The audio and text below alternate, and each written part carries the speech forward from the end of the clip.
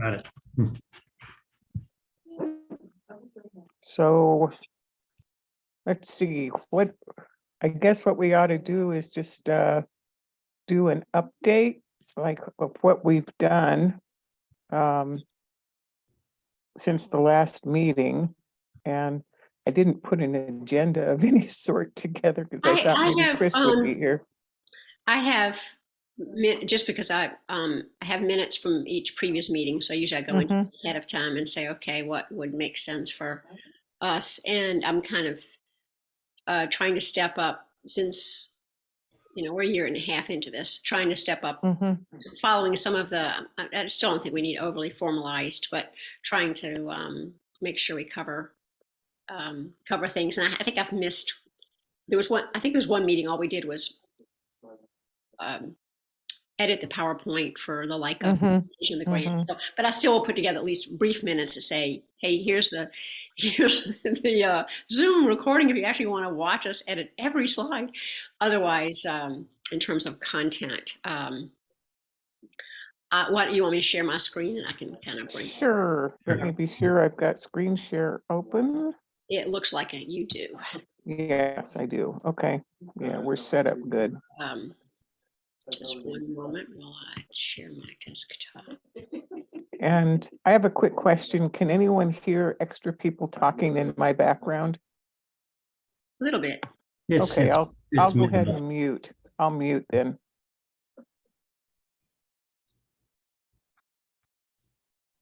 And I also say that just because sometimes the recording, it's a little hard to tell. Sometimes the recording actually hears that too. So you guys are seeing my Word document? Yes. Cool. Okay, so let's see. A reminder, by the way, remember we won't have a meeting in December. I followed Leica's not to meet in December and is it August? Whatever. So a lot of people out of town for December and we'll be saving our energy. So just wanted to bring everybody up to date. I think everyone on this call is up to date, but have been putting all of those 4 documents we used to apply for the application on the community website under a new section or slightly modified. Well, I guess it's a new section. I added the grant as a separate section. Parks and Recreation is a section, and then our regular meetings. And I'm still working on that. I think I've loaded them onto the server, but I need to get the links and put the references. The spreadsheet, the only thing I had to say about the spreadsheet, I know Mary, you and I talked about it, sending it as a PDF. As a PDF, it gets really tiny. And although, I mean, I guess you can bring it up on the screen and just make it look bigger. I would prefer personally not to make available an editable, what I'd call a source document, available on a public link, right? Does everybody agree with that? We should typically have a PDF, not an editable source file. Yeah, we could, I suppose we could cut and paste the specifics into a Word document and make it a PDF or something, right? Maybe to make it more viewable. That's an interesting point, Dave. And then we could have high level budget breakdown, and then just point out if anyone did get or look. I mean, if, for example, Terry, at our final meeting on the day we were ready to submit,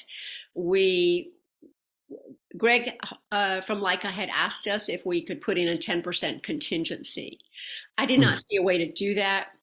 But what we did do is went back to line items. And I have to say, we didn't do it absolutely methodically. We just basically put in a little bit more of a 5%, just a little guesstimate for, it'll be 18 months by the time the project ends. You need to have spent the money by June of 2024. And just given inflation, we thought, why don't we, we had 3 proposals on the cultural resources from Drayton Architectural, on KPFF on the engineering, and then on the eelgrass study. And so, and then we had our own estimates as to things like renting space and holding public meetings and such. So we basically had started, I think we were at what, 98.5-ish, 98.8, I think, and got to 103 when we submitted. But you're right, Dave, I think that's a good idea. But I could just take the bullet points and just say, here's the expense sort of line items. Yeah. I Then think that the would work. public can see basically a rolled up version. Yeah. Okay, and then on our Google Docs, our Google Drive, I should say, we have the originals, the Word and the PDF, and I tend to also use the community website as a backup too, because I keep thinking Mhm. if my laptop fell into the ocean or something, I won't lose it all. You So- mean so- off your boat? my not boat. So yeah, so why don't I do that? So I'll post these things. Okay. And then so for the rest of you, or if you didn't hang on every word on the website. So starting the original expectation from the grant folks is that they would be evaluating grants between December 5th, evaluating grants right away, but beginning to make announcements from the middle of December to the middle of January. So by the January I think, 15th, they actually intend to have their original plan, of course, proposed dates were to have all of the grants. People would be notified by the middle of January. So Are the you good news saying, is- Lane, that we could hear earlier? That's the way I Kind of took a it. rolling That's announcement? the way I read it, Dave, is Okay. from the website. That's the way I read it, that they would be making announcements as early as December 15th. Wow, okay. Yes. So a quick question for you. I had it on my list of questions here. So we emailed in, we emailed in the submission, right? Or did you do it online?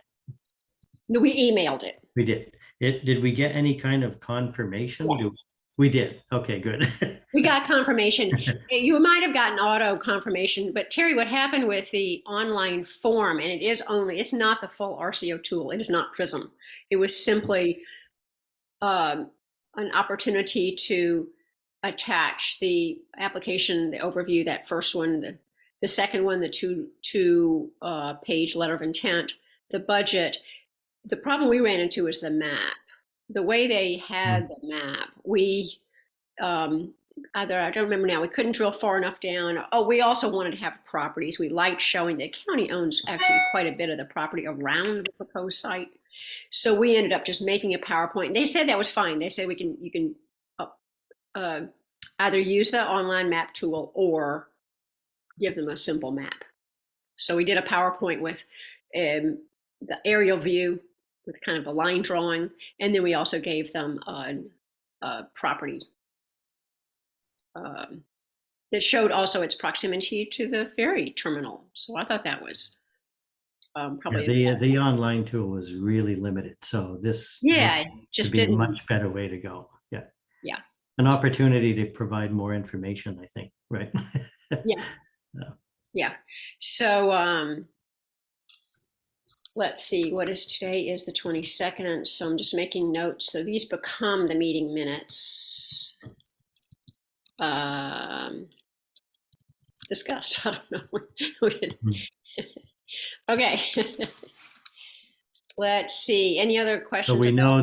we know that the grant submission was received, which was, Yes. yes, that's very important. So that's good to know. Yeah. And I guess we don't anticipate any updates until perhaps December 15th or beyond, where we'll just get a yay or nay, I guess. Is that right? Apparently, what they said is they would rank all of them, and you would know your rank. Oh, okay. There were the different, the way they, if you remember the way they graded it, Mhm. there were sort of two matrices.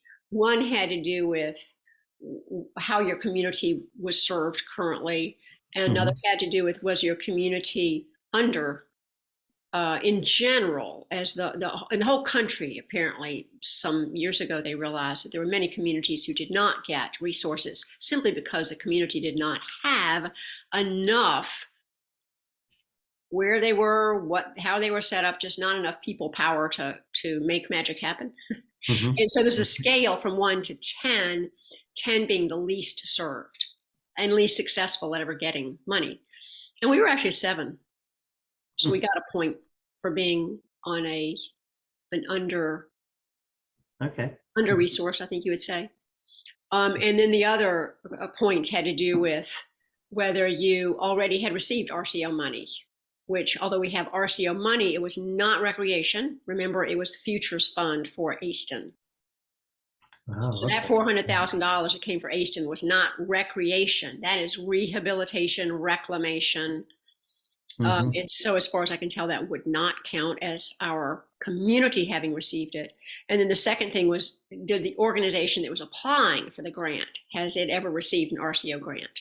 And the answer was no, like us never received an RCO grant. Hmm. So we got some points for that. So I think I figured a 5 out of a possible maybe 8-ish or something.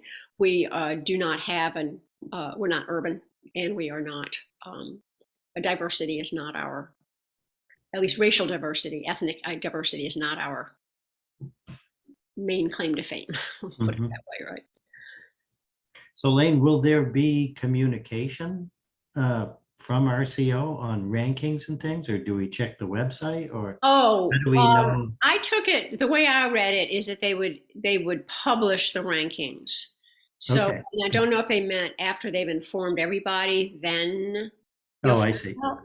I couldn't, it was not, Right. remember, this is kind of the very, very streamlined, New. their guesstimates at how this would play out, I think.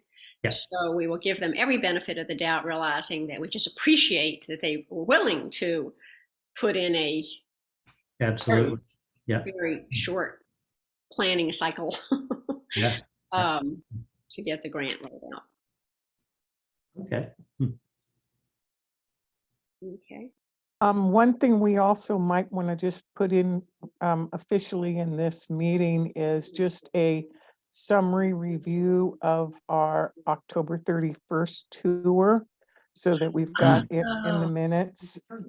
Oh, that's such a good idea. Yeah, so much has happened. I feel bad. It's not that not like I forgot about it, but so many things have happened. Meeting. So this was 10/31/2022, and that was meeting with actually island visit and tour.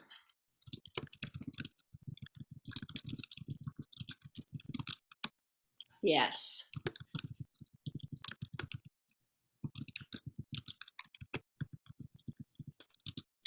And it's something son. I'll look up his name. Thompson, Thompson.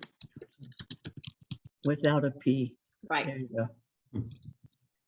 Should you also have in your minutes the meeting that you and Mary had with Ted Morris? Yeah, I was going to add that too. Like I say, I suddenly realized, heavens, we have, whoops, we have so many.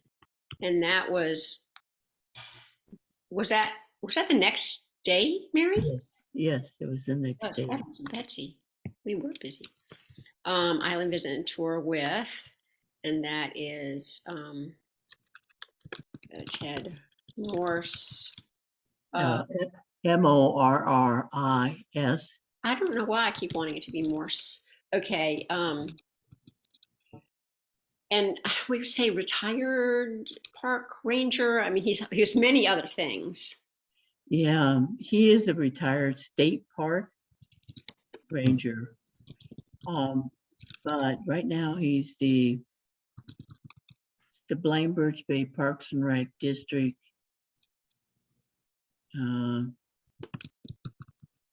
He has a title. He moved. Oh, he out. does. Oh, he is currently. He moved out of that area, so he can't sit on the district commission. But I think he's a director. Oh, I'll look at. Oh, okay. I'll look it up. He didn't give us like a business card or anything, so I think I just thought he was. It was well. I mean, we could claim that Terry was retired, and then everyone would fall on the floor laughing about, yeah, retired. So he's retired in the same way. Mhm. Yeah, he's an amazing resource. And he's well known at the state level. And I wonder, because he's very familiar with the RCO. Uh-huh. And he's on that Maritime Heritage Area conversation with me. Oh, okay. And he's definitely a champion of what you're working on. So I'm trying to think. I know he had to change his position with the Blaine Birch Bay Parks and Rec because he moved out of the district. Oh, I see. And he just moved into Ferndale. So, but he can be I think he can be their director. Where did this just go? I can figure title goes here. I can actually I'll text him right now. Okay. Oh, okay. So let's see. So we were all on the tour with Bennett and Christ. And I good. guess, Terry wasn't on the tour. She no, was ill that day. Yeah, but everybody else was. The rest of the Mhm. commission. okay, Oh, that's- yay! No. I kept No. forgetting to ask you. yeah, the No, three of us were was there. just, it was And just, Alan. yeah, it was just, it was us, the three of us, and Alan Crum. Greg Hall came at the beginning and introduced himself as Lycus president, and then I think it was just the rest of us in the van, right?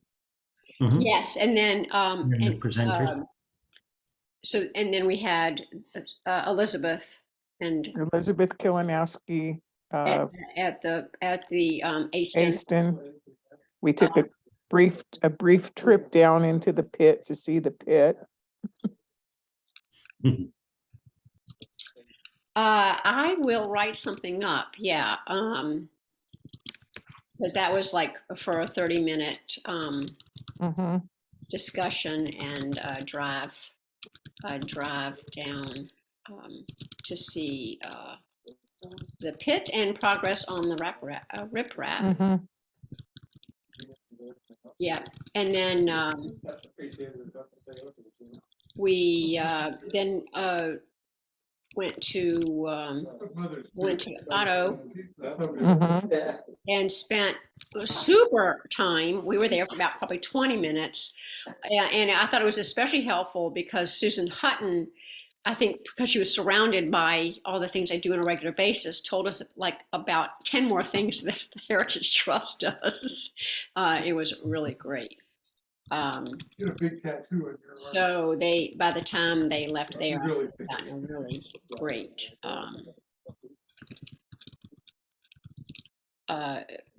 a richer view of all that the Heritage Trust was doing with the community.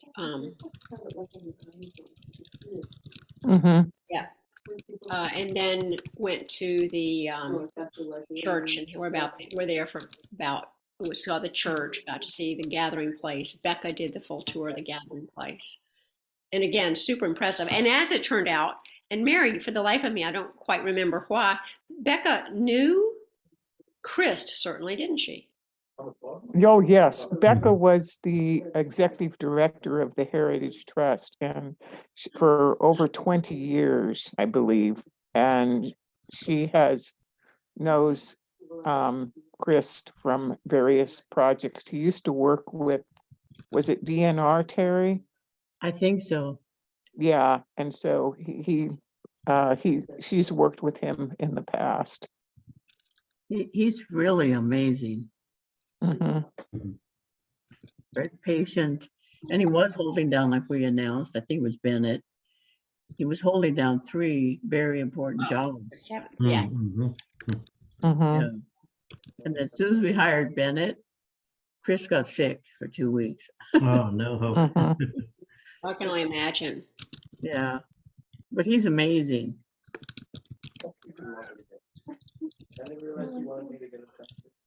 Okay. Yeah.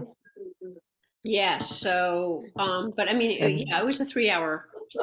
Yeah, and then from there, we made a quick stop on Lego Bay and looked at the reef net sign, and because they had some questions about reef netting. And then we went and stopped at the marina. We just kind of drove the van down and faced them at the launch, at the launch ramp and showed them the launch ramp, Such as it is. such as it is or Yeah. isn't. Yeah. And then did a quick drive-by on Sunset Beach because they had both been down Sunset Beach already. And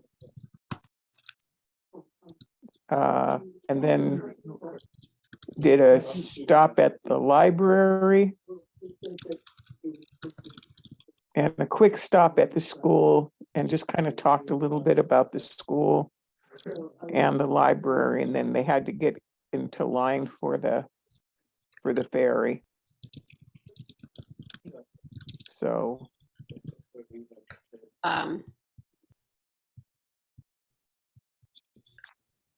Yeah, we swung by, I should say we stopped at the library. We didn't go in, let's say stopped, going around the island and stopped for 10 minutes at the library. Yeah, because that was, because, well, they got their car into line and then came back across to the library, and we just stayed in there and just talked a little bit about some other things. yeah, I had made a rookie mistake of thinking, I was so sure they were going to not walk across, Yeah. leave the car and ride the ferry as passengers, that when we assumed, timing to get back to the ferry for them, I had it said pedestrian. So we didn't say, hey, listen, if you're coming back by a car at 1 o'clock, there could be a lot of the folks coming back right after lunch. So, but they were okay. They were still on time for their appointments. Yeah. Oh, and at the very beginning, we did start out at the parking lot. We talked about the riprap and how we explained how we had to use that to get off the island during a prolonged ferry outage. And then we walked to the county park site, the county beach the beach access site. And it was a very high tide, so they really got to see really like how little beach is there sometimes. And they also got to see just that rock that you step out onto when you go down the stairs. And they just saw that really is slippery and dangerous. So a funny thing happened. They asked, well, how many acres is this site? And we said, it's more like feet. It says 0.6. No, I think it's 0.16 acres. I don't know. Yeah. Whatever it is, we both said, well, reach your arms out. This is it. It wouldn't even take all 5 of us to stand, because we would go off the property right away. Yes. So that was a good, and I'll just fill this in. Yeah. But it was we had the handouts. We were able to cover key points. We had, by that time, knew a little bit about the grant, and it was very thoughtful, because one of the first questions Bennett asked is, do you need a letter of support? And I said, it's not that kind of grant, but if you might find some time to help us review it. And so he and Chris both did that. Okay. And I feel would summarize that meeting. It was super productive. They were very engaged, interested. I think pretty enthusiastic, I think, overall of our plan. And as Lane said, offered support for the grant, which is great. So be optimistic that ideally we get this grant award and move it to the next level. We'll see what happens. I know that the very next morning, Bennett met with Ted Morris for 3 hours. Yeah. And then you, Elaine, and you, Mary, went on a tour with Ted that evening, or afternoon. So, and Ted knows a lot of the people at the state level, RCO, and also there's some new people from RCO that are now based in Bellingham. Ted knows them too. And Bennett was very pleased with the meeting, both meetings, the tour, and also with Ted. And Ted was very, very impressed with Bennett after the 3-hour meeting. His comment was he's very smart. He has a lot of background, and he's taken his time to listen, look and listen, and feel the community's commitments. And it's like perfect timing, I believe, and that's what Ted said too.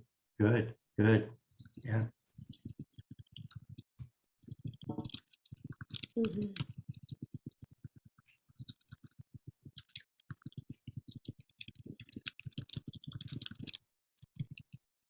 Yeah, it was kind of funny though, because you could really tell both of them had, a lot of experience with the recreation grants, and the questions they were asking, we kept going, well, no, they don't, they didn't, and KPFF too, they didn't ask us that. No, we don't have to answer those questions. No, we just have a paragraph about this thing, and they kept going, are you sure? Yes, really, it's 2 pages.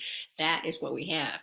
So, but it gave us, and I think especially all of us came away so glad that we had this opportunity, because it gave us a chance to present ourselves, listen to each other, and have them ask questions.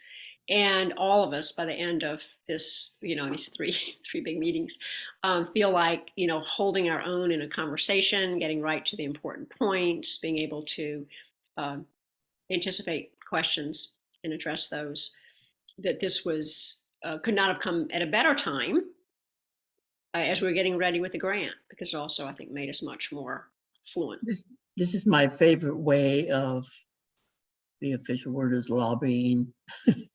And in the formal formats of like community councils, county councils, commissions, and you saw us in a formal, the other night. We're more relaxed than some commissions, but I find those less formal conversations are very, very productive, and it becomes easy to vote. I know, like, for example, Dan Probst from the trails. I met him because he's on another committee wanting an upgrade on the Raptor Ridge Trail. And I can read his information and I can hear it, but I need to feel it. So I went on the hike with he and the other developers, and Sonia, who is on several other commissions on bicycling and pedestrian and hiking. She pushed her mountain bike up the Raptor Ridge Trail. I was working to keep my body moving up the Raptor Ridge Trail. Then she rolled her bike down. But anyway, after that, when I saw Dan and the other coordinators, they had continued to attend meetings, which is what I highly recommend. And it was in person at Home Bender Park. And when I went up to him, I said, it was an easy yes to support the upgrade. It was very easy because we spent time listening and experiencing it and asking questions. It's out of the building. It's in the environment that we make decisions on. And so that's why And I was told that I've been the one that's been triggering that kind of interaction. Just that I find, because I've done a lot of the other kinds of commissions and stuff, that it feels so distant, it doesn't feel productive. And sometimes I think the commissioners or council members just kind of want to push it down the road, kick the can down the road kind of a thing. Or when you have them in these conversations, one-on-one, not a quorum, it's really lovely is my word. And I feel like we get a lot done. It's amazing. That's how we got all the money for Birch Bay. The 14 million for the berm, 2 million from the state for the park, and another 2 million from the state, from the legislature, to build a community library. And we kept inviting people to have conversations with us, and it works. Yeah, another thing, Lane, I think we should add in the one for Christ and Bennett's tour. I think the meeting was very productive and we felt that Bennett and Chris were supportive and interested. Bennett agreed to review our grant before. I think that's a good thing because if we hadn't had that meeting, we wouldn't have had that feedback, and the feedback that Bennett provided to us was just really helpful. Absolutely. And because we would not have said, and one of the things he said is, you just want to say flat out, county encouraged you to apply for this grant. Instead of, well, we think this would be nice, we hope we can work with, Parks and Recreation, such as, no, we're saying we want you to apply for this grant. Yeah. So it came across as, I think, much more solid and more definitive. Yeah, it really helped change the tone of the whole proposal, I think. So that was just invaluable to us, I really feel.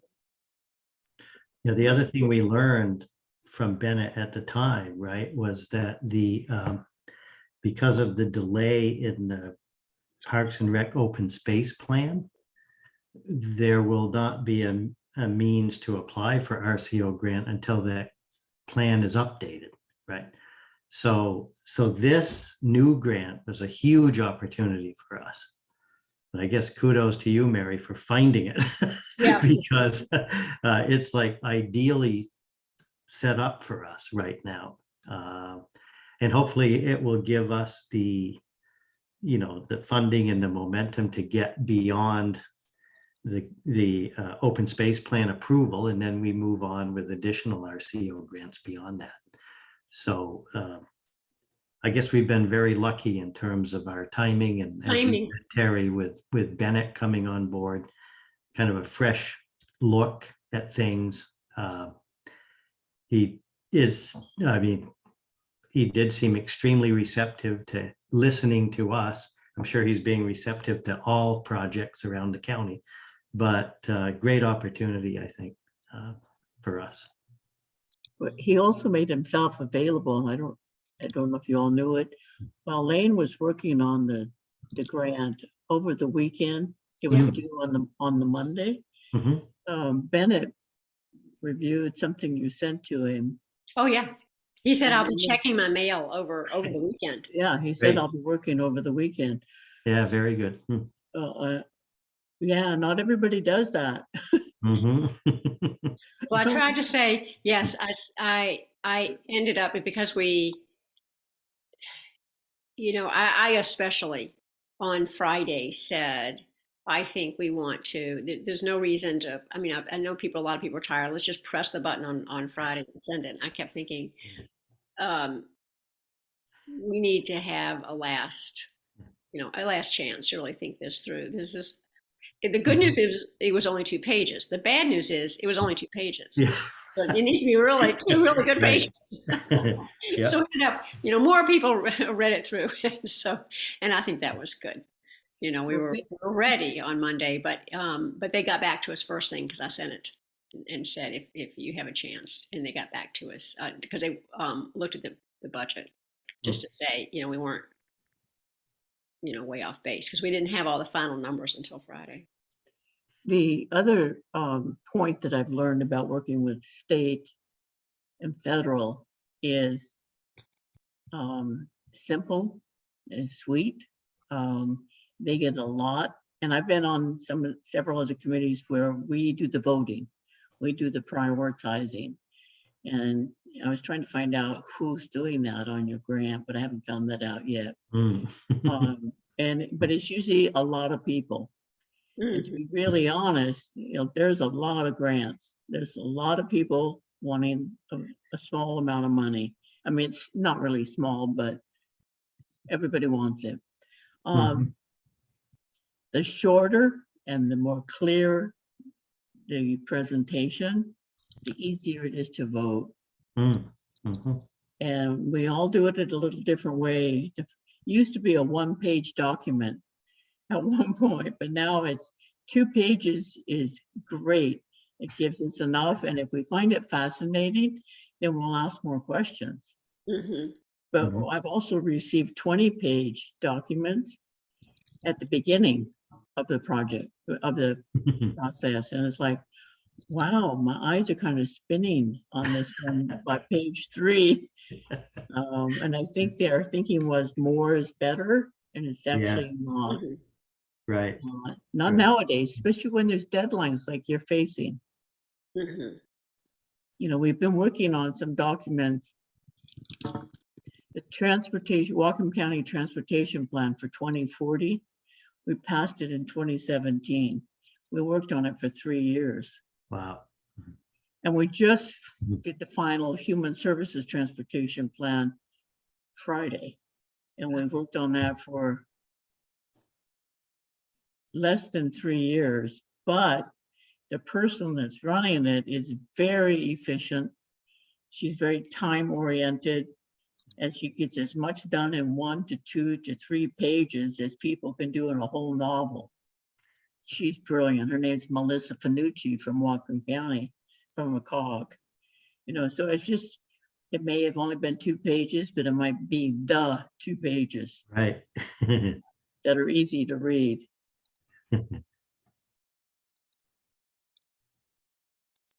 Yep. Well, I feel really good that we did that.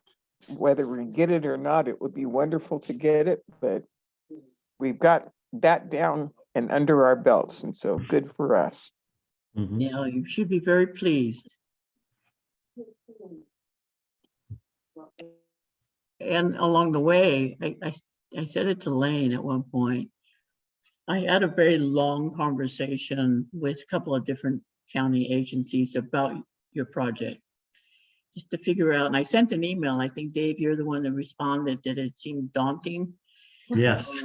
But that's what they gave me, and I took notes in the conversation, and then I replayed the notes back to them and to make sure I didn't distort or misunderstand anything. So those are the notes I got from those conversations.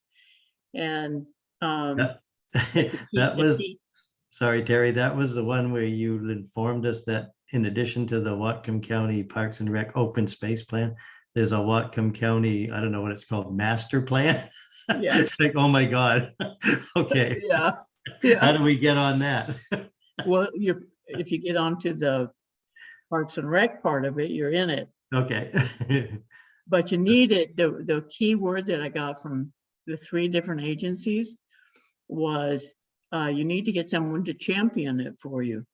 Yes. That's when I made a comment to Lane someplace, or maybe all of it, I can't remember. You're building a team of champions right now. And Mhm. after that meeting the other night, you doubled it. Hmm. Yeah, every single person left thinking, there's no reason why this shouldn't be in the plan. Great. So I'm sorry, guys, I unfortunately I had to miss the commission meeting on Lummi. I was out off island, but I'd love to hear a quick recap of how that went. It sounded like it went very well, but I don't know, was the doc issue brought up? Was there public commentary? Any? No, no, we focused on our intent On was the messaging, yeah. we had the Leica, so I'll just give you the sort of the presentation part. Yeah, okay. So Yeah. we stated exactly 30 minutes, 29 and a half minutes. Greg introduced Leica just to give a little background. And then I showed the diagrams, the community interlocking, interconnections. The Venn diagrams. And then Yeah. said we were just going to have the four organizations. So Susan Hutton did Mhm. Heritage Trust and was able to get through again all of the different programs. And then Becca presented for the church. Raymond wasn't feeling well, so Becca Oh, okay. presented for the church, had her presentation, and Brooke wasn't feeling too great either. So Alan did the library. And then we had Doreen Richmond from Life, on the board of Life, who gave a great presentation about the school. And then we kind of brought it back around. We'd given them a calendar, and so we kind of summed up with, hey, and they're doing a 5K, and so we were able to keep it right to total focus on we as a community work together on big things. We figure out what we need. We try to make it happen. A lot of what we do is in very close alignment with Parks and Recreation, and we anticipate doing more work.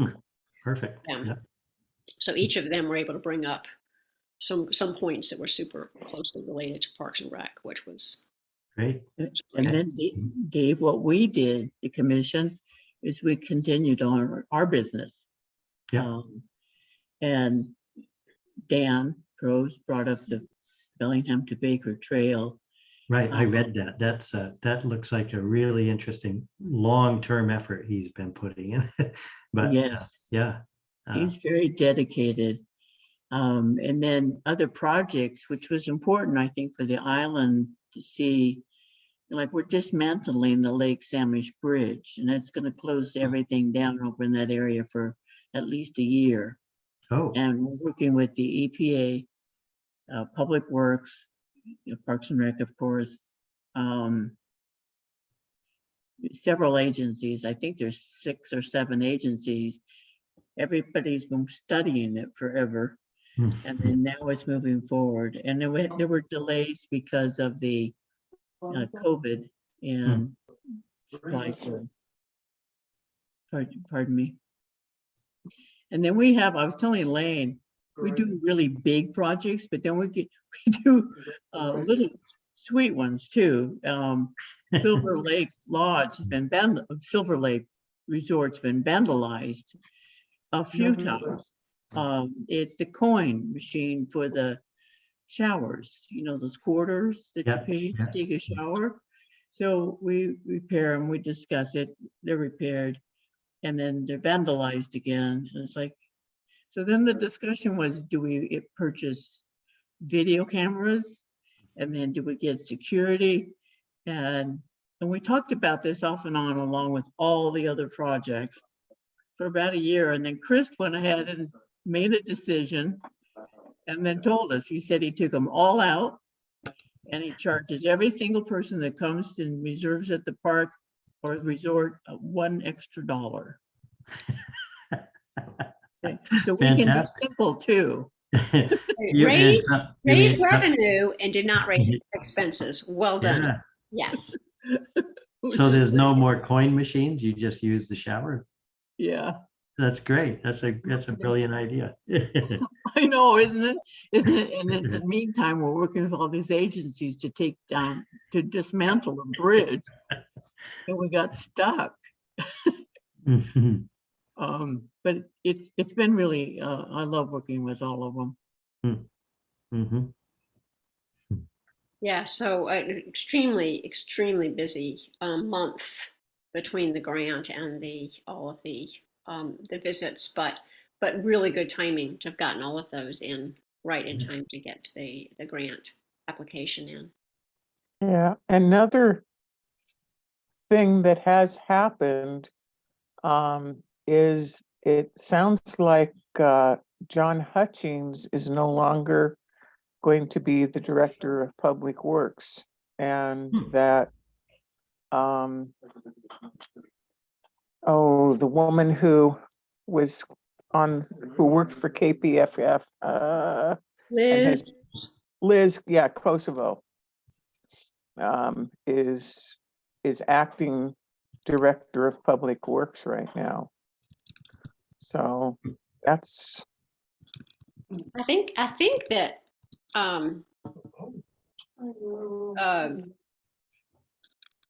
sorry, name just went blank.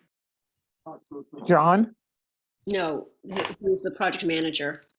Roland. Roland, thank you. Roland said she'd been approved. I think she has been appointed as the, or maybe it's just about to be. I'll say is probably going. I can check online and see. So, and I went ahead here because I think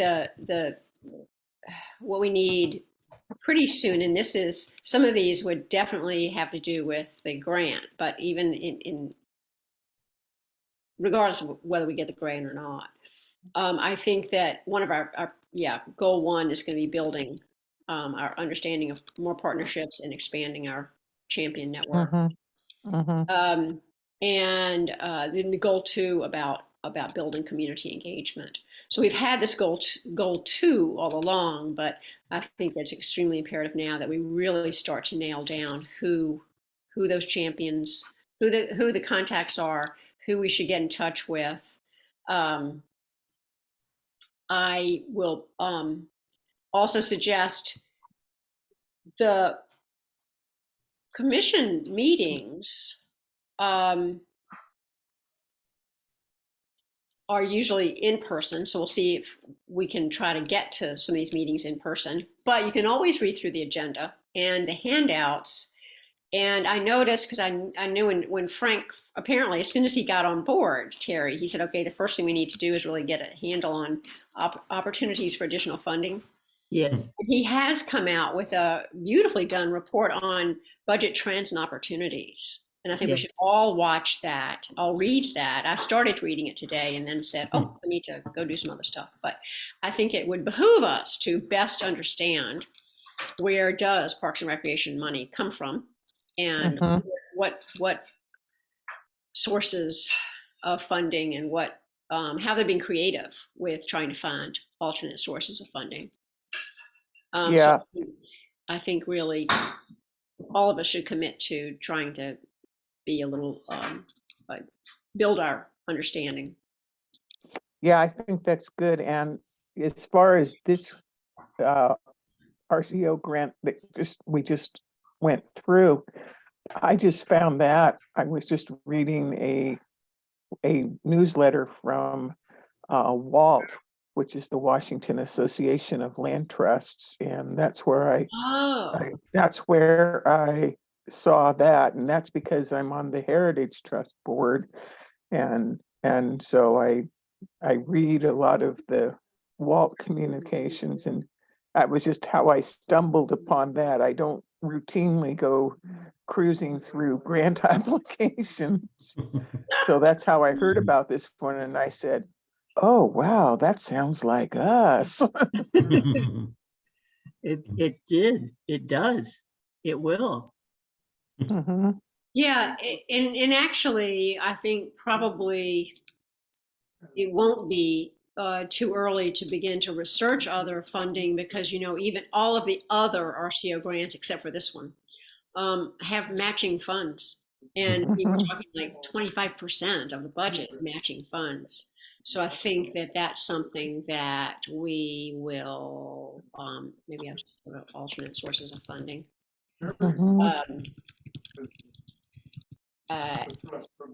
So these kind of the county council, I did not realize, because they have a video conferencing center. You don't have to apply those to or attend those in person.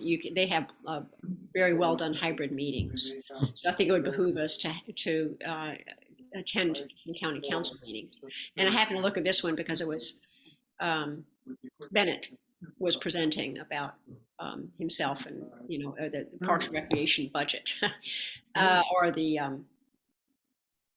just coming on board Parks and Recreation report, basically. County Executive's Office, and I was going to circle back to Terry Runaway.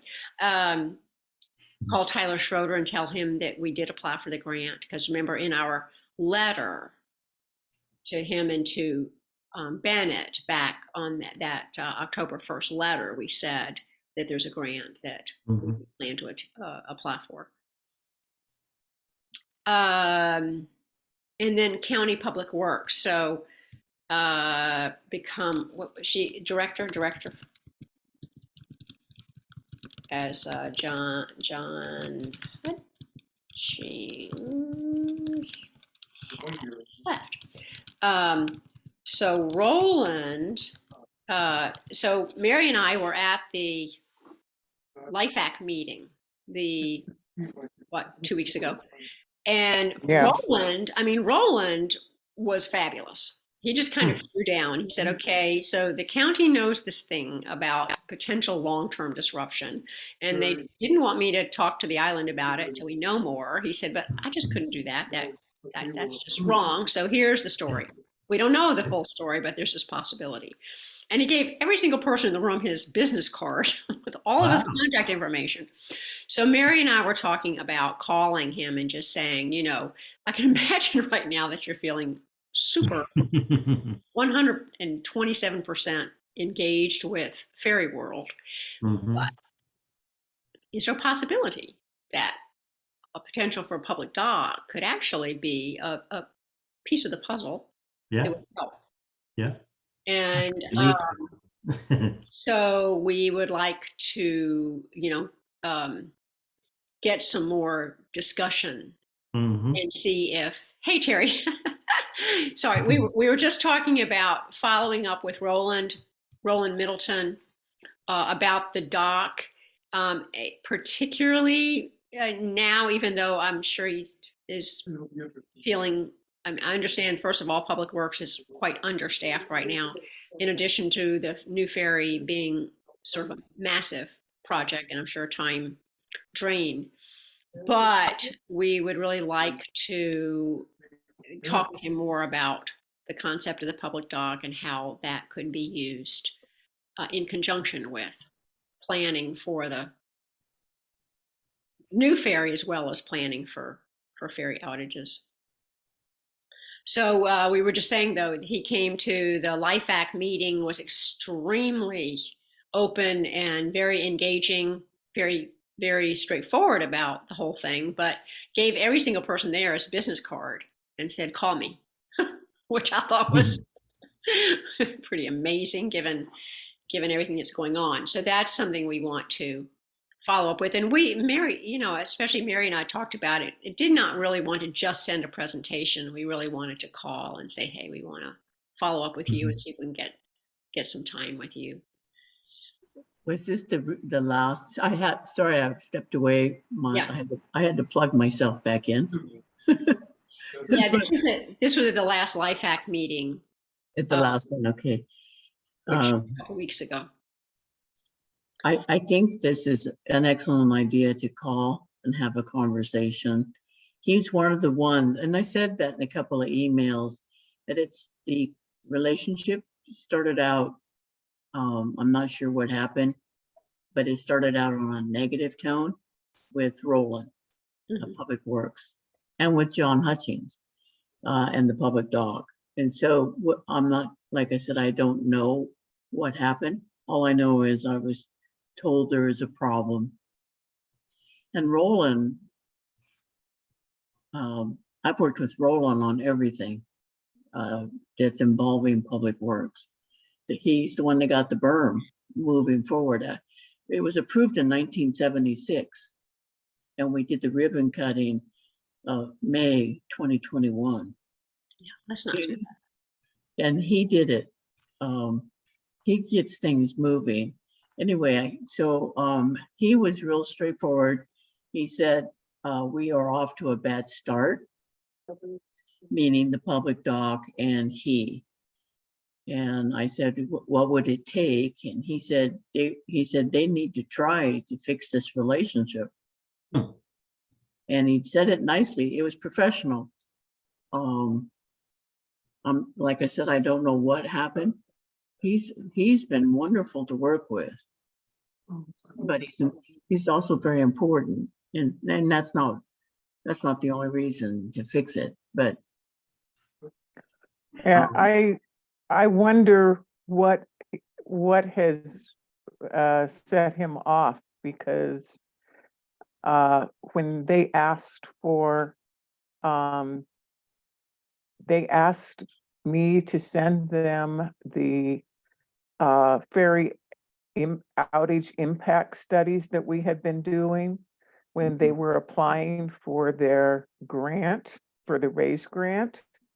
So they used our data that we had collected, that the Public Doc Committee has collected on ferry outage impacts.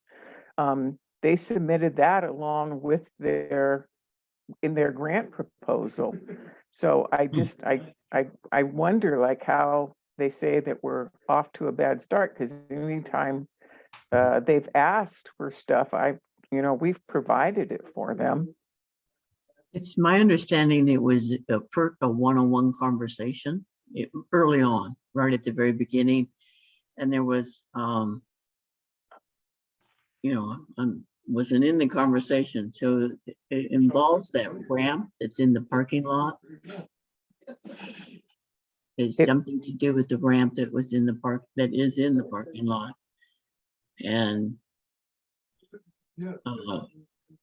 Sounds like that's something we can easily get past. I mean, I we agree. we It have just- a great opportunity here, given this potential crisis of a long-term ferry shutdown, right? I mean, this is just in my mind, right? I mean, what better synergistic relationship could you ask for? If we can get this public doc moving forward, we can at least, it all depends on timing and construction and everything else, right? But it just seems somewhat obvious to me that we need to work together on a common solution here. And that if the timing works out in our favor, we could provide an alternative means for people to get on and off this island if there is a long-term ferry shutdown situation. And I know there's a lot going on behind the scenes to work through that. But what a great opportunity, again, to reset and restart a conversation to figure this out. Right? Absolutely. And he and- did ask me, he did say, somebody needs to initiate the conversation, Okay. is Well, what that's he what we said. need to do. Yeah, Hey, Terry, was Yes. that from Roland himself? yes. Okay, Hmm. that's great. That's great to hear. There was the thing, and he didn't give me specifics, but it's something about that somebody from the Public Doc Committee thought they could take that ramp that's in the parking lot and attach it to the docking, turn it into Oh, the dock, and just use it because it's just sitting there. Well, mm, that ramp comes from a different revenue source. It's a road tax. And the public dock is a different taxing. So anyway, the conversation, it was triggered with that, is my understanding. And I did say to the individual there's an individual on your committee who told me that the conversation got a little intense. And I didn't bring it up with Roland. Roland brought it up with me. Hmm. And I said, this needs to be fixed. It can be fixed, but we just don't take something in a parking lot and duct tape and bubble gum it to a dock and want people to use it. Government is a process. And just because we see something and laying on the ground doesn't mean we get to pick it up and use it.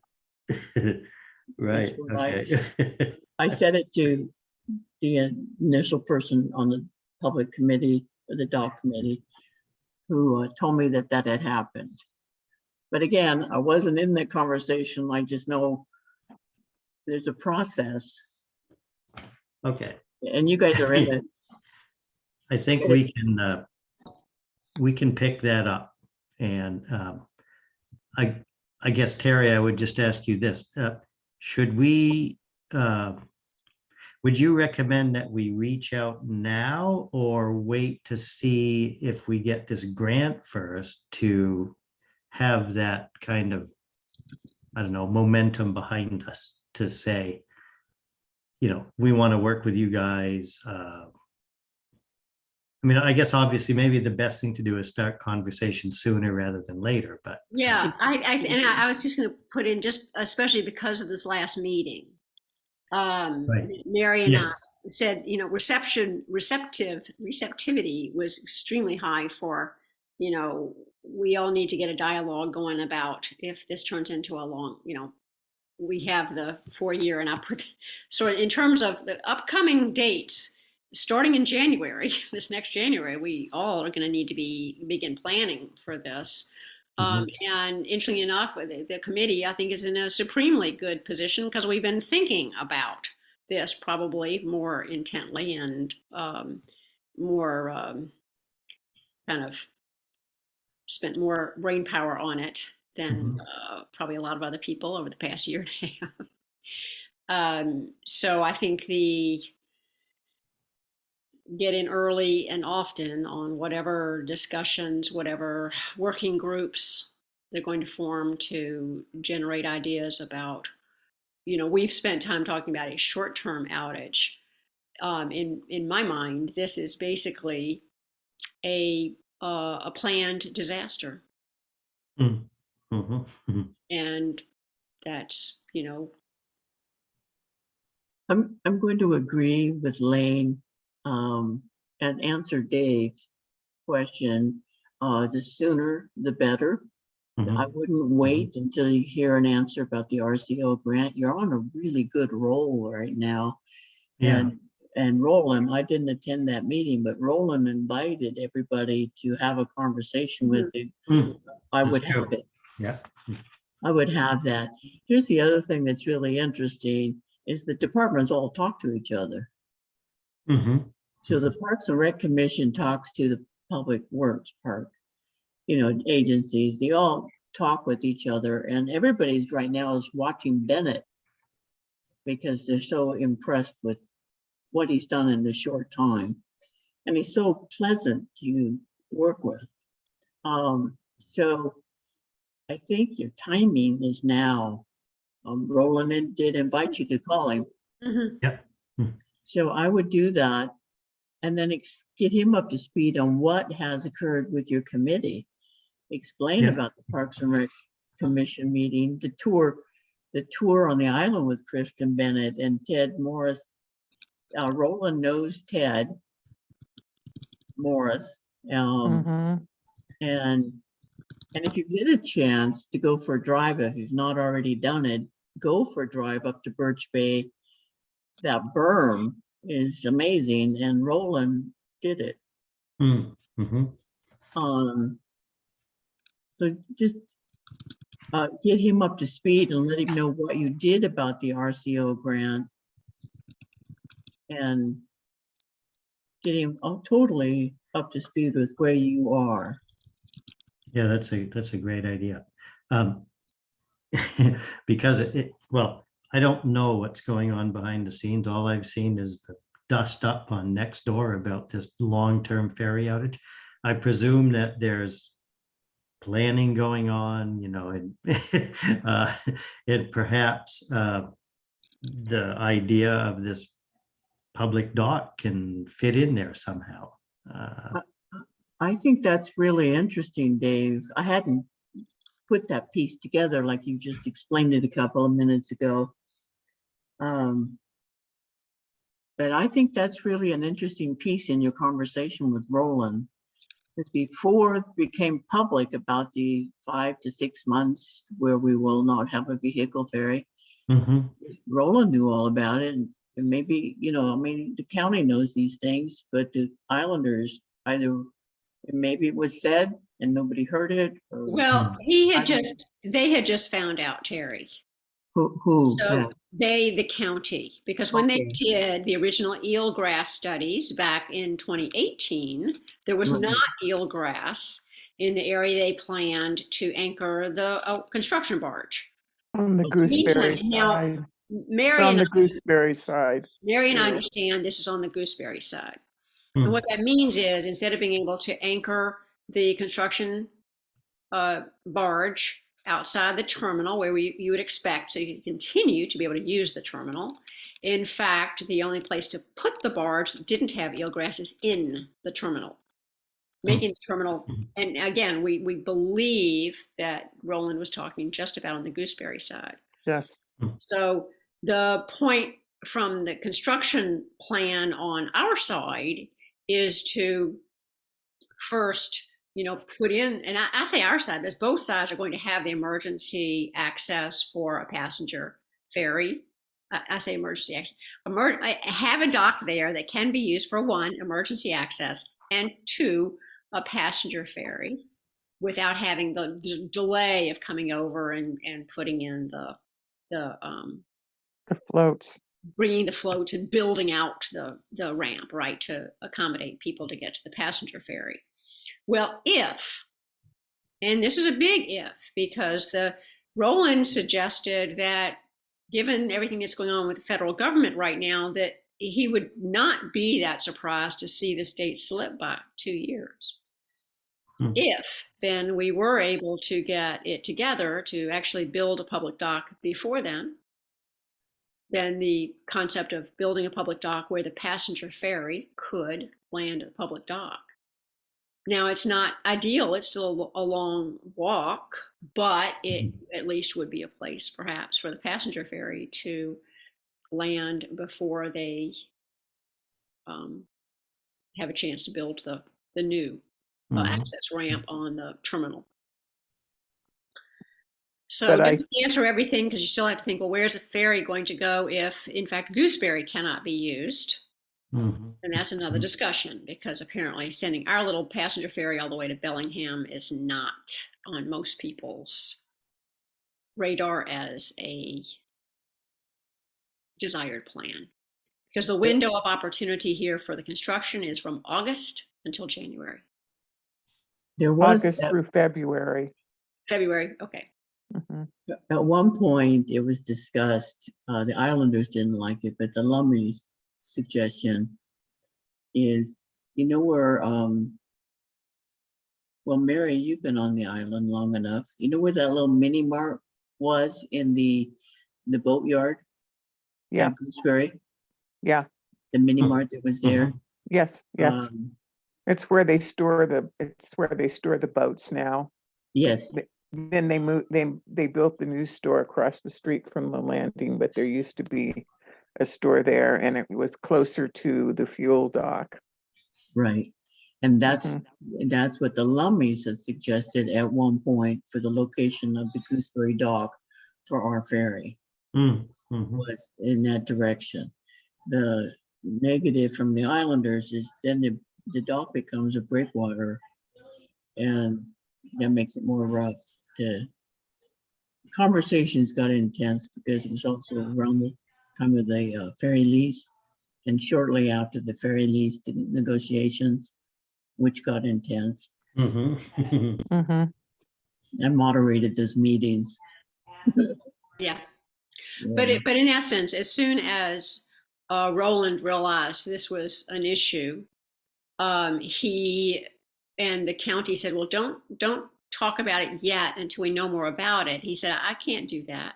So he actually brought it up in September at a Life Act meeting, and most of us slept through that. And Well, we didn't really sleep through it. The September meeting was also in town. I believe I guess maybe Life Act didn't have a September meeting, but they had an October one.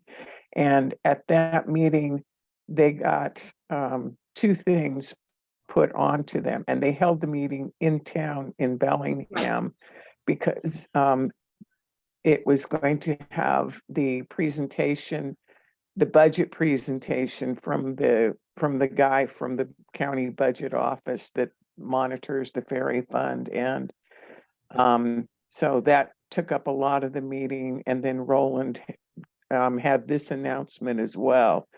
And so LIFAC kind of had, short notice on that one as well. So Yeah, I don't, my understanding, I don't think that Roland wanted it on an agenda because I don't think that mhm, county was going to say that was okay. And Roland just said, well, I don't see how you not tell people. So, and when I say slept through it, mhm, other people did know about it because Mike yeah, raised it and he said, this is, so I actually kept the next door letter because it was back into October that mhm, Mike Skian wrote a letter to Roland and he came out. So this is October 5th mhm. and just said straight up issue right here. So he really came out as soon as he knew about it. But so when you say that about the planning, Dave, this is in a pre-planning phase Mhm. because they're still trying to decide how is this absolute done deal. One, I mean, Right. this actually there's no question the eelgrass is there and there's nothing we can do about it. Two, it turns out that instead of having the Federal Highway Administration administer the RAISE grant, which in the past it is the Department of Transportation, right? It's actually Mhm. going to a totally different group. What was it? Marine Services, I think, Mary. Hmm. It And was something like that. Yeah. Oh, they're Noah, I think. maybe it's under NOAA, but in Yeah. any case, it is a department who is not as who doesn't run grants quite the same way as the county would be used to. And so there's a bunch of step back and see their immediacy appears to be perhaps a little less than the immediacy of FHA. And there's nothing the county can do about that. This is national, it's a federal agency. And so we are talking about needing to find champions. We're going to need to find some champions. I was thinking about picking up the dear Mr. Buttigieg, you know how you were here recently and you were very excited about our new ferry? Well, we are too, but I mean, so we as I think he's Islanders, busy. like I say, in January, need to start doing everything we can to figure out Yeah. what this means for us and how do we get some people lined up. Well, I view this is a complex problem, right? And Oh, yeah. and for public works alone. And here we are on the periphery trying to build a recreational public dock with Parks and Recreation with other funding from RCO and other organizations. Hey, if that presents an opportunity to help alleviate this problem, and it's not a total solution, right? I mean, we got to get, No, you've heard the buzz, we got to get propane trucks over here. We've got to get, we got to get people on and off the island with vehicles perhaps. But, if it can relieve some of the pressure and provide another means to resolve this issue, it seems worth investigating to me. And it seems like Public Works would be open, to discussion about it. Uh-huh. Why not, right? Mhm. So, yeah, I think, again, I think our timing is good here. We need to approach Roland and start a conversation and see where it goes. I think Mhm. your perspective, Dave, is spot on. Well, and it comes from your input, Terry, about how Parks and Rec and other organizations in the county have worked together. So I think we've learned an awful lot in the past year and a half. And it almost seems like because of all these issues that are lining up with people leaving, new people coming on board, Yeah. this very issue, Mhm. this new grant, the planets are aligned. I Maybe. agree. I don't want to be overly optimistic, but I think there's a good opportunity here. But here's to add to that with your momentum that I see right now. It's really quite exciting because I don't get to see that kind of momentum on every project, years Mm. later. But in your next year, 2023 plan, Mhm. is to have conversations with your county council representatives, because at the end of the day, they also vote. Mm. A lot of our Parks and Rec projects go before the county council. And that's where we got the additional $5 million for Birch Bay. Mm. And it went to the county council. So it's not necessarily that they are the last on the food chain or the highest on the food chain. Mhm. Pretty close. But what you already have is Sat Paul Sidhu Mhm. and Tyler Schroeder. So you have the county executive's office already supporting you. And Tyler said it in one of those emails that he will make sure, do whatever the office can do to get you into that plan. Mhm. Mhm. So you have some additional conversations ahead of you because you have this momentum. So now when you talk to like Ben Ellenboss, when you talk to Ben, you can show what you've already accomplished. You're not asking him to accomplish things for you because you need Mhm. something. You're telling him about a need you have, but what you've already accomplished to move forward on it. You see where? So it's not like you're just asking for something and then sitting back and waiting for somebody to do it for you. You're not doing that. Yeah, yeah. And that's the other way of just saying, well, we need this and then stop, that's what a lot of communities have done. Mhm. And that's why it took 40+ years to get the berm done, Mhm. because election cycles. But I know Ben is interesting. I've worked with him a bit. Alicia, oh no, she's elsewhere now.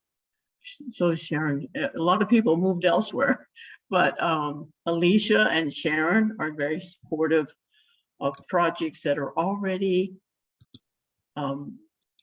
and have been successful in the planning, which is what you've done. So you need to, it's not just local conversations, Mhm. Mm. but you've got more people. And it's not about a party or anything like that. It's Mhm. Ben Ellenboss represents District 5. Mhm. And what I've seen with him, what I've seen with him is he'll listen to the project and he'll say, well, why have you shortchanged yourself? You should be asking for this also. I've seen him do that now a few times. Mm. Like with the Birch Bay, they need a library and they needed funding. It went out for a tax district, but they eliminated the BP refinery, which that's where Ben works. And he said, don't eliminate us. Mm. So the entire BP refinery was added into the library tax district for Birch Bay Library. Oh, I see. It's that kind of thing. Uh-huh. Barry Buchanan is, I think he's at large. He was raised in Bellingham, Whatcom County, and he loves Birch Bay. Hmm. And he knows about Lummi Island. It's about a conversation with the people that make those final decisions. Mhm. They voted on that additional money that Bennett went for a week Okay. before last. Carol Frazee is also very, very supportive. Mhm. Todd Donovan has already said no, just to give you a heads up. So, and I got that from a few people. He says, no, we don't need to give Lummi Island a public dock. So I wouldn't spend time with Todd right now. Trying to think who else. Tyler? I don't know him very well. I don't know what he. Hmm. And Kathy Kirschner, That's Tyler Bird. yeah. Okay, He- I just don't- BYRD. yeah, I just haven't worked with him yet. He's from the foothills. Mhm. I've worked on a lot of projects in the foothills, the Whatcom Resource Center, and some road improvements for the foothills, but I've not worked with Tyler. Okay. But Kathy Kirschner has been in meetings involving District 5 projects. But I think I can't remember what district she represents, but she's invited to meetings because we're lobbying. I can't lobby as much as I used to, but I can attend meetings after I advise community members like Mhm. Birch Bay. You know, I can still attend those meetings. I just can't run them. Mhm. And she was open too. She agreed with Ben Ellenboss on widening the district for the Birch Bay Library. So you're at a place, I just really I feel really good at where you are. Kudos to everything you've accomplished. And that after the first year, but I would start ASAP, a conversation with Roland, and then after the first year, have conversations with your decision makers at the next level. Because you got Satpal and Tyler Schroeder at the beginning, before you had the Parks and Rec, Mhm. Yeah. just because you made sense. And the commissioners were already agreeing after the March meeting, but it was a mixture. We weren't a majority on agreement because it was sort of we just weren't all there. But you've got us now. Yeah, what happened to the naysayer at that meeting? Where's he now? Oh, Well, he wasn't there. No, Forgot his name. he's moved off the board of the commission. yeah, Oh, is that right? we did some redistricting in Bellingham, and he no longer lives in the district he was representing. Oh, The person who does represent that district is totally supportive of what you're trying to do. In fact, he was the first person to express that we should put you in, and that was in March after your meeting, that we should put you in your project in the comprehensive plan. oh, okay. And the other the person that was the naysayer, he's sticking around just because he can till the end of the year, but he's not been attending any of the meetings. So I think he's just winding down, and then we'll have a new person.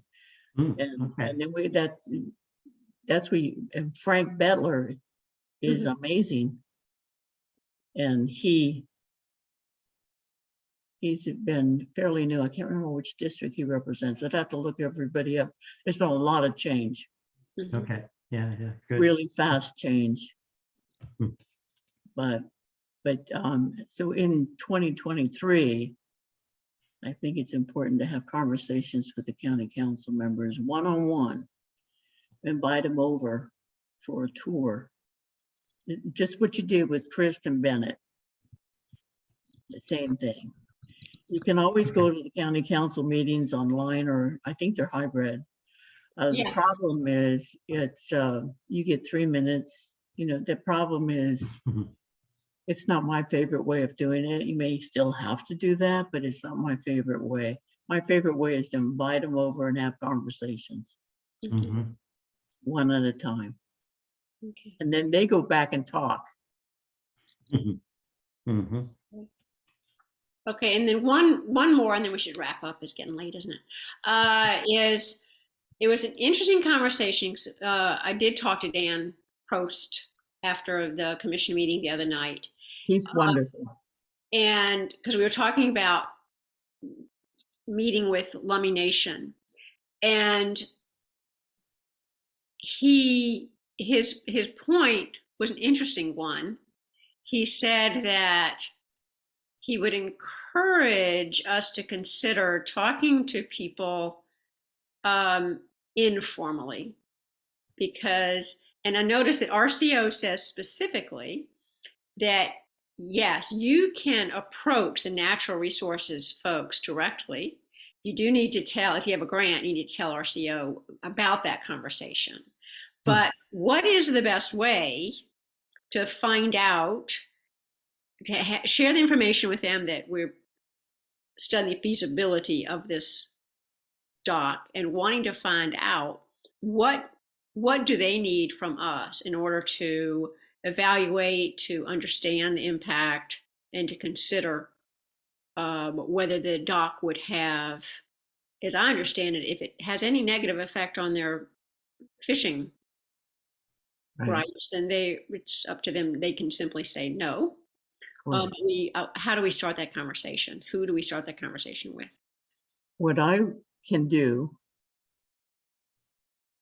yes, I can do it. I have to think about what I can and cannot do.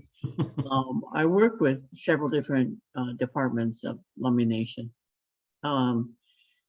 and became friends with the Director of Economic Development, Teresa Taylor, and then I work with others on transportation. I think I'm just brainstorming here right now. I could approach Teresa with this question. Where do I go from there? Could we meet? What I could do, because we've become friends, is I can approach her and see if we can go have coffee at Ferndale Woods Coffee Shop, which is where I've had a few meetings with Lummi people. Yeah. When I don't know what I'm doing. And it's like law enforcement or whatever, because we got that law enforcement situation taken care of. I don't know if you heard about that. It was a couple of years ago, but Lummi law enforcement could not arrest non-tribal members who committed a crime on the reservation. It was a law. Yes. So there were a lot of problems with that.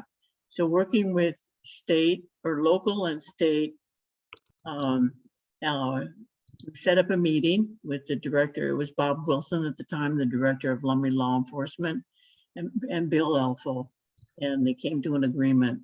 So if we non-members commit a crime on the Lummi Reservation, they can arrest us now. So it was really delicate, but it's really well done. Okay.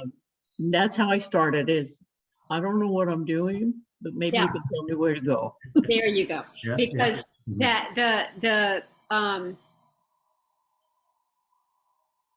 if we got the grant, we put in the money to do a cultural resources study, and can't even think about that until we've had a discussion with natural resources as a nation. So I'll contact Teresa Taylor and start it from there. That would be great, because we don't want it. We'd also like to find out if they have any plans to pursue the idea of developing the marina. And again, if that would play, the dock could play a part or not, anyway, just trying to understand that. And also, I was wondering, you talked about there being some possibility of their developing some plans with the property they have down on Lego Bay, and to find out if there's anything that we can do to assist them with that, or to, that we would try to offer on our side. That's a good idea, because at one point I introduced Daryl Hilaire, who is a very respected elder of the Lummi people, to the Willows, way before there were any problems with the Willows. And I'm taking notes. He wanted to work with the Willows on developing that area as an artist retreat. And so then that went away. I'm taking notes for myself here.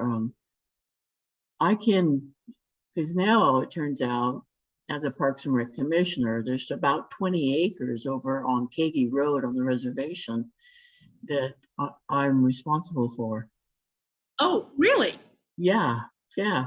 Well, I'm glad you found that Who out before. when I got the job, I was given a map with all the parks and trailheads that I'm responsible for. And so I proceeded to go out and about and find them all. And so Parks and Rec owns 20 acres on the reservation, Kagi Road. No kidding.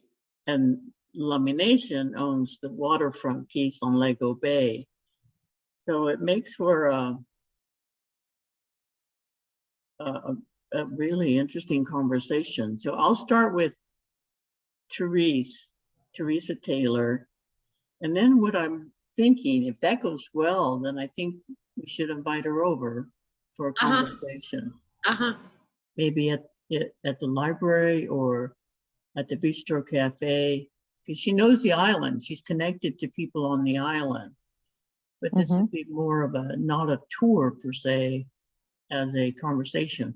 Or your committee going to Ferndale's Woods Coffee Shop on the upper level. Yeah, I know, that's and yeah.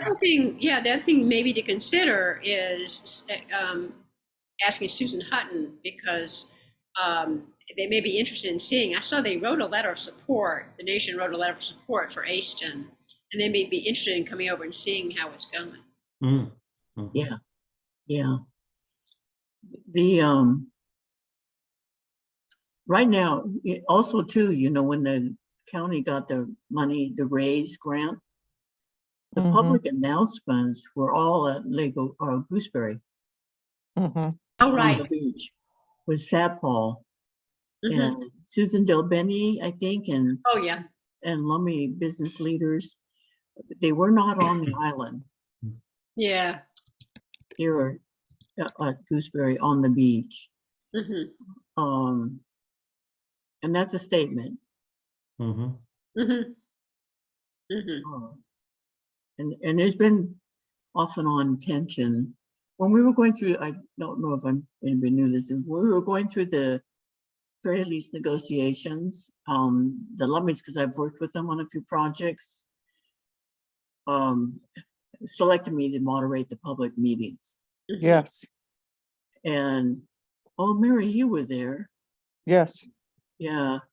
And I got 3 death threats from islanders and the Lummi people that were coming over, the tribal leaders. They did too. So Yeah. we had to have security. We kept it's so That was startling. sad. Yeah. I know, but yeah, it was so startling. And we processed together. We sort of knew each other, but by the time we did the public meeting at the school, we really knew each other. And they felt bad for me, I felt bad for them, but we decided we still needed to go forward and have the public meeting. So we did. And they turned out great. It was amazing. Even the people who threatened our lives were so startled at the capabilities that the Lummis have with the PowerPoint presentation and the respect. And they opened it with a prayer and a blessing. At the end of it, oh gosh, I don't remember how long it was. I even said we tried to have, I think it started at 6 and we tried to have it done so they could catch the 8 o'clock ferry. And Richard Jefferson, who was the lead on this at the time, he politely interrupted and he said, my parents taught me a job's not done till the job is done. So we're going to stay here until all your questions are answered. And he has this wonderful voice and it was booming and peaceful. And then he said, we always open up with a prayer and a blessing. And that's how the meeting, I still get goosebumps just describing it. That's how the meeting went. And they did a PowerPoint presentation because I had asked, there were some islanders who wanted to sideswipe them. And I said, no, only questions that were going to be asked were sent to me first so they can come prepared with answers. You know, this isn't going to be productive if we have to beat people up. So I sent, every time there was a question, I sent it on. the death threats came in emails. Oh, gosh. I asked them if they wanted to reconsider before I forwarded it on to our guests. They said no. And one went to Facebook actually and said I bought a Glock with my name on it. That's when security, and because we sent them to the sheriff too. So that's when, you know, there was security for us too. But anyway, we did it. We did the presentation. It was a PowerPoint. The Islanders didn't know they knew technology like they know. And then at the end of it, there were like 3. Did you just shake your head, Mary? Yeah, it was Yeah, startling. no, that's some of, yeah. And there was this most wonderful People's moment. perceptions are sometimes very, very, very bad. And I am concerned over, once again, people getting out of control, going to the county council and just Yeah, with over this thing, well, we need a smaller ferry, we need this, and people don't, not everyone that's making comments on Nextdoor understands what the history of the negotiations to get to this point is. And one thing that Roland sent out with the materials for the last LIFAC meeting was a pretty detailed history of like where we've been with ferry negotiations. And so, and I think it would really behoove Islanders. I really feel we need to have a meeting of the whole island to people to hear what Roland has to say, because everyone's going off, well, we'll just get a smaller ferry, we'll ask for this, if that will be a repeat. I think it was either 2004 or 2005, and we just don't need that. When we had funding in hand for a replacement ferry, and some people complained, and you know, and I was one of them. And because I got to the island and I got sucked into this stuff, and I said, well, I don't think it's great to get a ferry that's not fuel efficient. And but I didn't know the whole story, and I think that we need to have the whole story of how long we've been fighting to get a ferry, and what considerations were taken. So I just think we need that to educate a lot of the newer people. And I'm probably getting too off topic here, so sorry.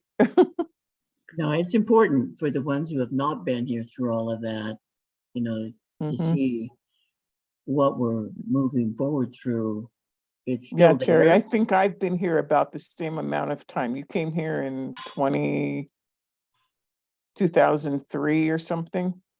It was the anniversary of 9/11. That was that year, so 2022. 2002. Okay. Yeah, I came Full Yeah, I time. came probably about 4 months later. So, yeah. I think that's when I met you, was during all that stuff. Mhm. And I agree. And I don't think you're off topic, because it's important to have this history, because the public doc committee moving forward is you just need to know all the potentials. But Mhm. I just, when we do it right, at that meeting where we had the elders and I had gotten threatened, at the end of that meeting, there was dead silence for the entire presentation. Dead silence. You could have heard a pin drop. Mhm. And it was over 300 people, standing room only, in the school. Mhm. And the elders and I both, we all knew this could go ugly. But one person said to me, "You don't know what it's like to live on the island." And I thought about it and I said, I have to live with myself. And to buckle under bullying is not going to be me.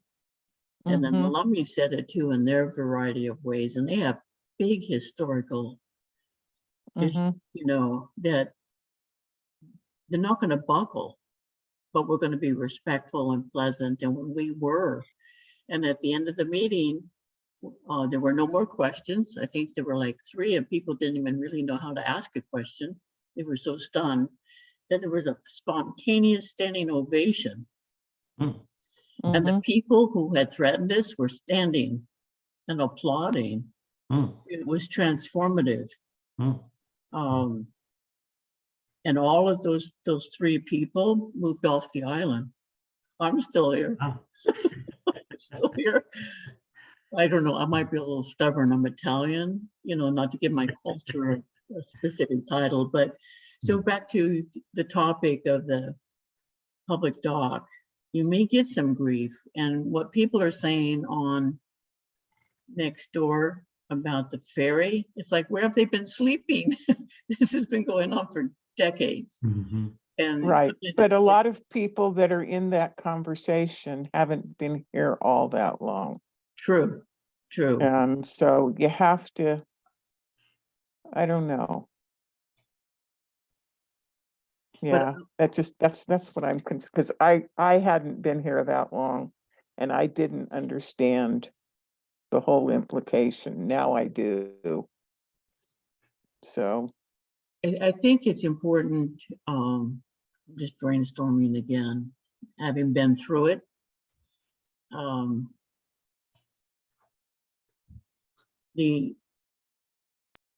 I think it's important for your committee to stay really focused on what your project is and mhm, what you've accomplished already. And you've been open. All the meetings have been open, correct? Everything's mhm, been open.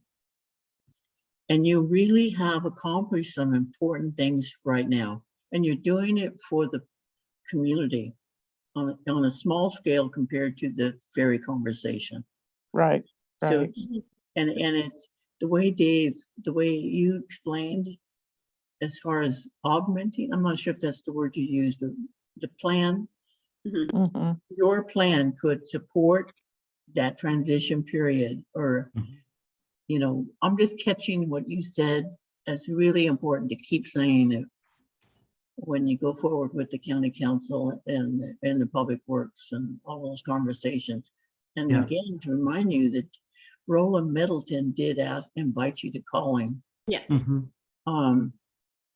Here's another important piece about Roland is, I don't know if you know that he's Cherokee, mhm, Mm. and his family is from the Trail of Tears. Oh, mhm, And he's the only government official in Whatcom County who is mhm. from an indigenous group. So guess who does the Whatcom County Sentinel deal with Lummi and Nooksack? Yeah, yeah, and he's a Uh, very good communicator too. Yeah. And the Birch Bay community, to thank him for all the work on the berm, they hand carved a walking stick oh, with nice. tribal verbiage on it and shells and feathers. Nice, Roland had tears. wonderful. Yes. Yeah. So Mm. it's staying focused on what you do, really steady, even Mhm, though there's other conversation about the ferry. And like you said, there's some new people, but there's some old people who have been here who have jumped right in. I think yeah, it and excites bringing them. up the old stuff again, and it's Yeah, like, they're doing that. And if come we on, mess we've been up, there. well, the county will Mhm, just throw their hands up in the air and, like I yeah, said before, send us to our room without dinner. without a ferry. Mm. Yes. Yeah. Mhm, So I think staying focused on, it's going to be complicated for a bit because people are choosing to rile things up. Mhm. mhm, But staying focused on what you're doing is solid. What you're doing is solid, and it's easy to support. is my suggestion.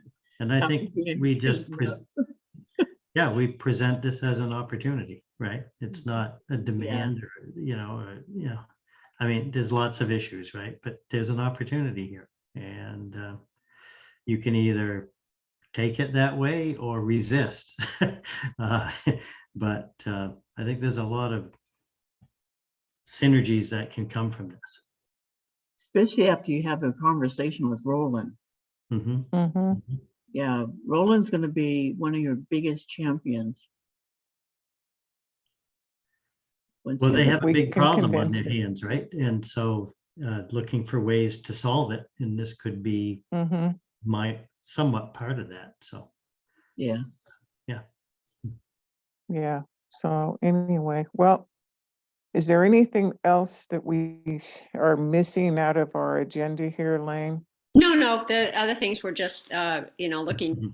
at most of these other goals to do with the interaction, all the community interaction will be more about the grant once we know about the Mhm. grant. I mean, Okay. we'll do them regardless, but the order in which we do them and such. And they're the same, the ones we've been talking about, and some of them we've been Mhm. chipping away at, and others we just want to make sure we have a plan for. Um, and so, Mary, you're gone. You're leaving when? I will be leaving on the 8th of, well, the 9th of December and probably be back about the 8th of January. I'll be gone about a month. Okay. So if early next week you and I could get together and see about calling Mhm. Roland and see if we can then get together and Mhm. or whatever. That would be Yeah. Yeah. No, that would be good. So guys, can we wrap it up? Because I'm being Mhm. petitioned over here. Yeah. I have to take it. I have to take some more notes and get ready for tomorrow. So anyway, Okay. Thanks for your time, Terry. oh, you're Thank you. very welcome, and I'm so supportive of what you've done so far and the project. I just think this is a solution, an option, an alternative. Yeah, all the words you use, Dave. Yep. I'll try and Yeah, remember all of them. Yeah, so kudos. And Mary, I still use, you made a comment in an early meeting, and I said it earlier in this meeting, is we as a community identify our needs and we try to work together to get them resolved or solved. I can't Mhm. remember how you said it, but as soon as I had a conversation with Lane, we need to keep that in her presentation. Mhm. And that was a huge hit Yeah. the other night. Yeah. And I think that's the thing is that, that we as a community can do some things, but we need to have a bigger community to make a dock happen. We need to be able to team up with Parks and Rec to make the dock happen. So that's not something that we would be able to accomplish on our own. I don't think that could happen. When I So, love, and I'll make it a quick note, I love the fact that at the end of the meeting, an off Islander came to talk about his topic, Dan, mhm. and our commissioners and you, Lane and Bruce, Yep. went over to help to have a conversation, to get involved with that. And that's an example. Hmm. It's an example, and he's really brilliant. Yeah. It's going to make all those connections. Yeah. So anyway, thank you so much. Thank you, guys. Okay, I'm gonna stop the recording Okay. and Thanks, guys. great. We'll talk Have to a you. happy Great Thanksgiving. Thanksgiving. Right. Yeah. Thanks, guys.